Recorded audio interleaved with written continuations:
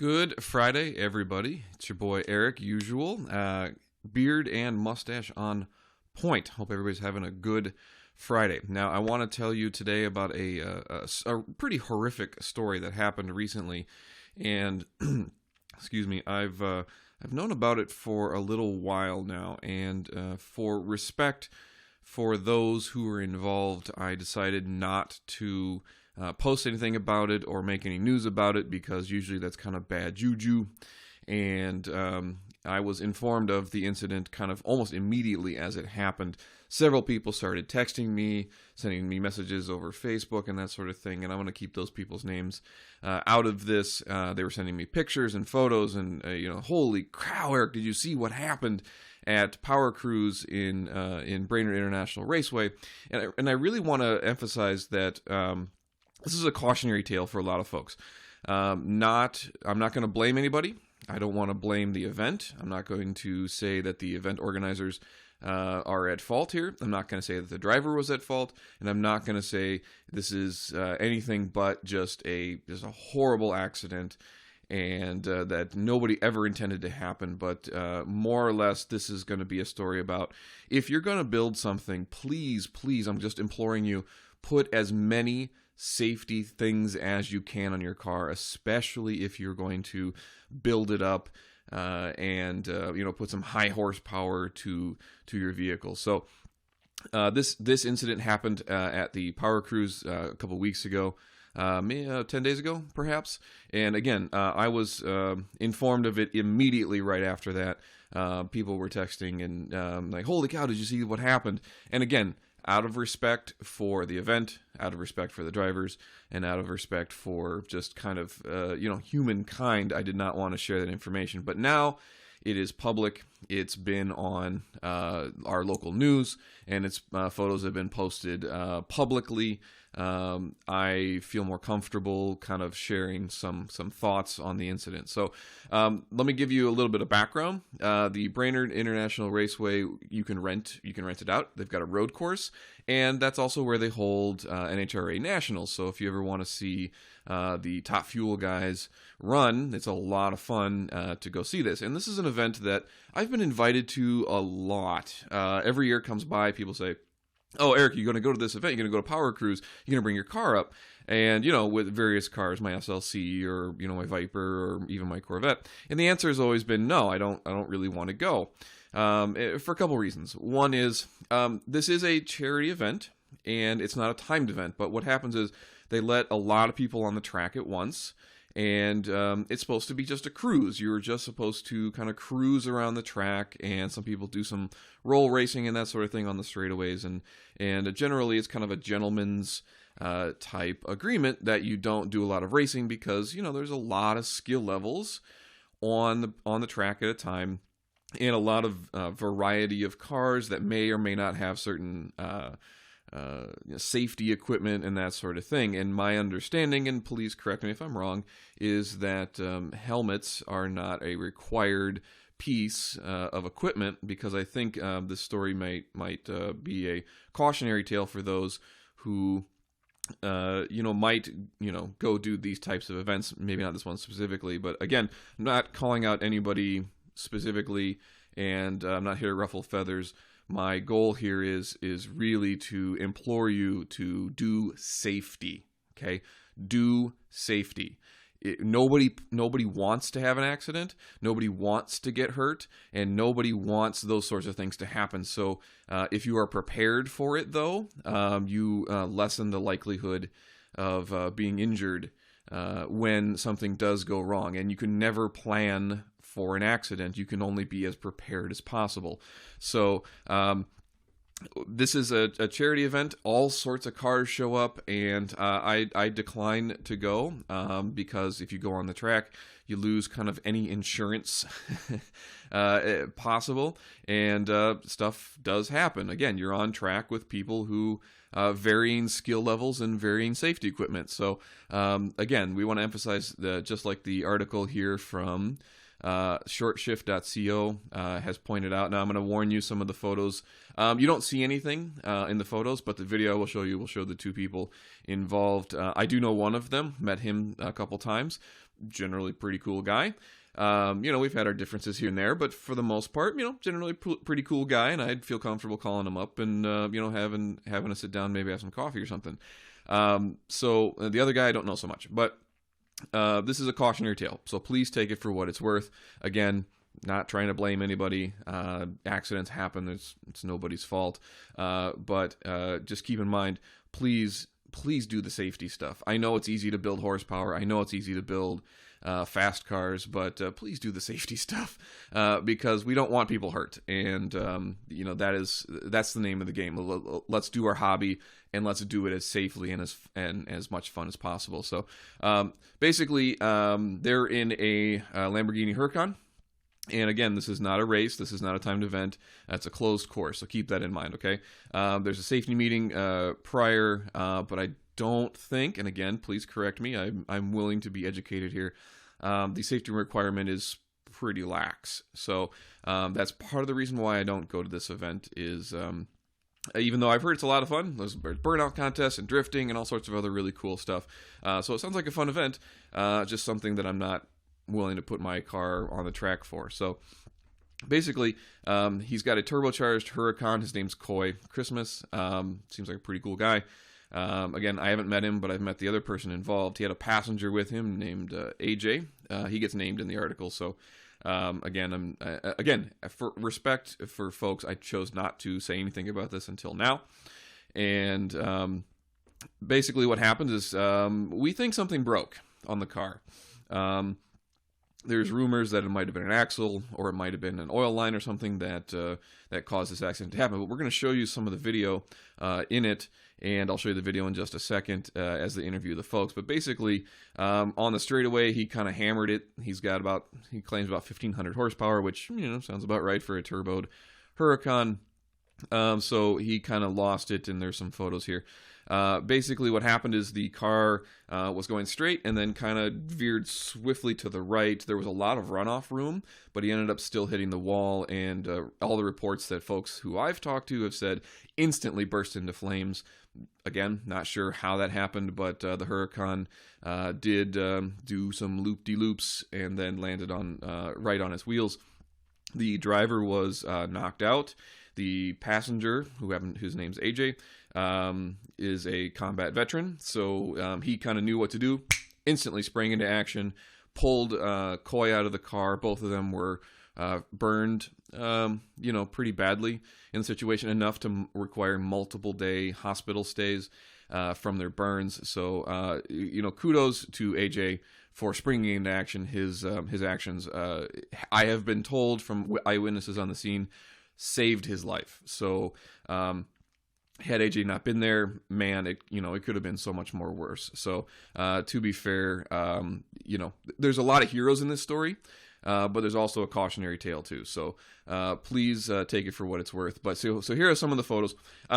It's a pretty kick-ass car. I've seen this before. It's a very cool car, and he drives it and has a good time with it. And so he's starting to lose control in this photo. You can kind of see in this series of events, he starts to spin. And again, you see a lot of runoff room here.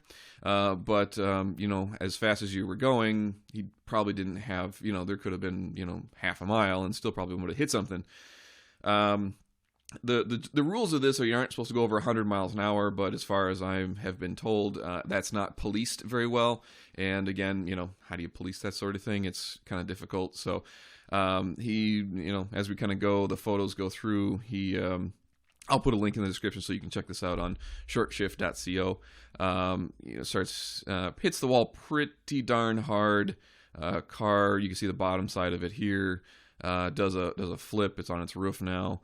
And does a one, and instantly we're seeing flames. Do we see flames in the previous photo? Yes, we see a small flame here. And then in the next photo we see bigger flames. Car lands, even bigger flames. Now the car's in I mean, this all happens in an instant, just flash. It's boom. It's happened. So now we've got flames coming out of it, and this is as soon as the car rights itself is when AJ kind of springs into action. So my hat's off to him for being quick thinking in an emergency to be able to do that. So we already see folks, people running towards it, pulling folks out. I think this is AJ again. If that's not true, please let me know. But you can see him pulling the driver out. Again, people got hurt. People got hurt during this, and this is my cautionary tale. So yeah, there we go. That must be AJ because he's pulling everybody out, and people run to the rescue pretty quickly. Again, this happened very fast, so this stuff does happen. So my cautionary tale is, please do as much safety stuff as you can, because sometimes if you're in a race car and a racetrack, the fire crews and stuff get there really quick, but maybe not this quick. AJ sprung into action very fast, and again, I will show you a short video of these folks with the actual incident itself. So there you go. That's kind of the extent of the photos. But let's go to the video of these two. And let's see if we'll zoom in here a little bit. There we go. So give you a little bigger view of what's going on here. So again, this is AJ here, and this is Coy. This is our local news station, Care 11. So here we go. There's a trunk. And it's Coy Christmas and AJ Santiago could talk about cars all day long. When you see it in person, you're like, holy moly. yeah. And this past weekend at Brainerd International Raceway, they brought out the Lamborghini for a charity car show. It's just a cool looking car. Coy drove and AJ rode passenger. It was just a test drive. We're not exactly sure what happened, but the car, the wheel just cranked right to the right. I mean, I looked at AJ and said, we're going to hit the wall.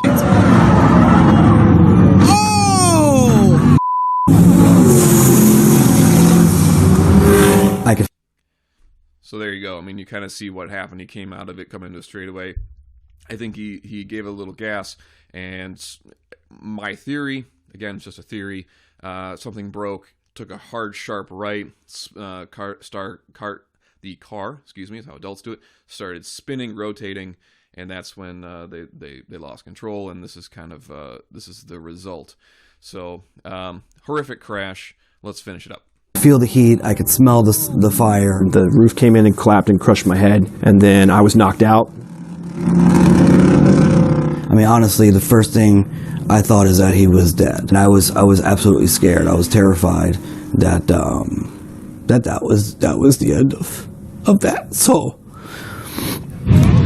But Coy was in good hands. AJ Santiago had been in this situation before. Iraq, April 2007. while on a mission, my wingman was shot down, and in that instance, it was 9 humans that we got to save that day. Saturday, it was 1, and regardless of what the number is, I know what the right thing to do is.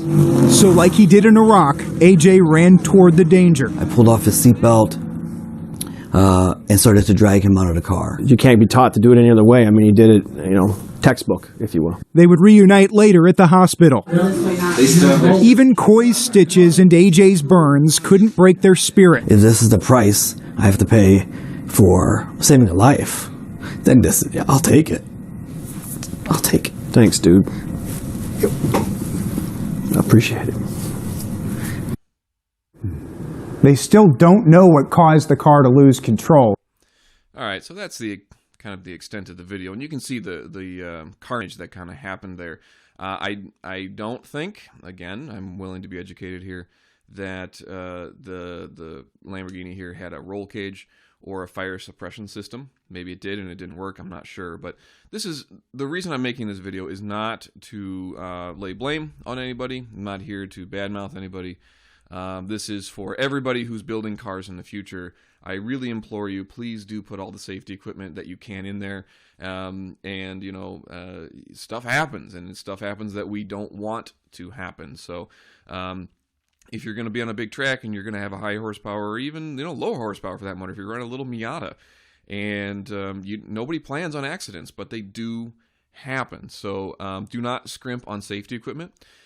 Don't stop short of those things. Make sure your belts are up to date. Make sure your helmet's up to date. Your fire suppression system is working and in order, and your suit and gloves and everything. Your fire safety equipment is up to snuff and date, because that stuff is the stuff that between you and potential bad stuff. Okay, So, I don't want to come across as somehow holier than thou because, look, I've done some stupid stuff in my life where, this could have happened. This could have happened to me. This could have been me because I did not pay attention to it. So I know it's not sexy to put in a roll cage or sexy to put in a fire suppression system because it's not cool, and that's where, that's money that you can't spend on your turbos and stuff. But in reality, you can't drive your car if you're dead, man. So please, I'm imploring you, do all the safety equipment, even if it costs you more money in the end. It will potentially save your life. It's just something I can't stress enough. Safety is way more important than horsepower, in my opinion. You can always go faster, but the safety equipment stuff is the stuff that's gonna save you.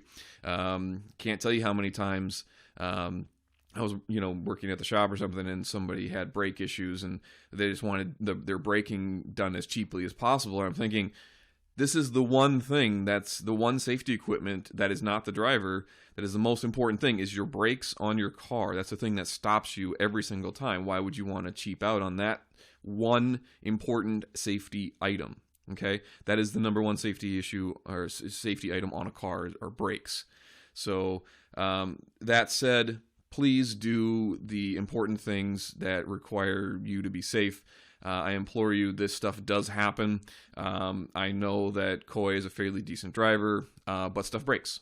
And it was not his fault that it broke, and they did the best they could to avoid any incidents, but sometimes they do happen. So, again, I know AJ a little bit. I've met him a few times at some events, Road America, that sort of thing.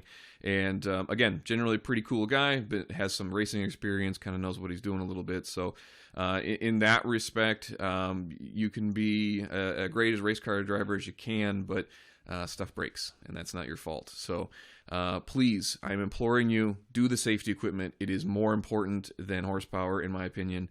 And you can't race when you're dead. So please take this as a cautionary tale that you need to do that. So anyway, that's it for me. Hope this was useful. And I hope AJ and Coy get better really soon, because the world needs every car guy and gal that we can get. So anyway, have a good one. See ya.